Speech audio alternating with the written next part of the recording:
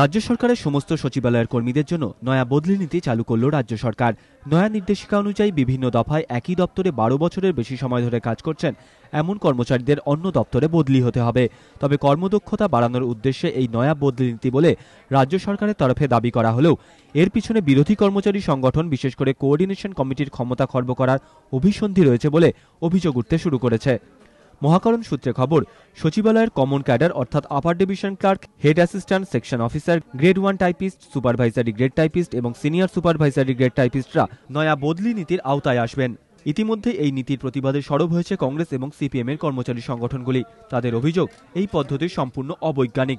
কারণ যেসব কর্মী দীর্ঘদিন ধরে কোনো বিশেষ কাজ করে আসছেন তাদের অন্যত্র সরিয়ে দেওয়া হলে কাজ বিঘ্নিত হবে। এই পলিসিতে এফিসিয়েন্সি বাড়ার তো কোনো প্রশ্নই নেই, বরঞ্চ এফিসিয়েন্সি লেভেল কমে যাবে এবং তাতে আলটিমেটলি সরকারেরই ক্ষতি হবে।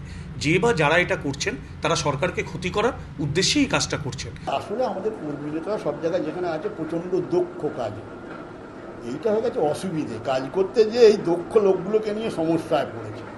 একটু ভেস্টেড ইন্টারেস্ট, একটু ঝামেলা করে দেওয়া, একটু ইচ্ছা মতো কাজ করা, একটু পলিসি ব্রেক করে কাজ করায় বাধা হচ্ছে।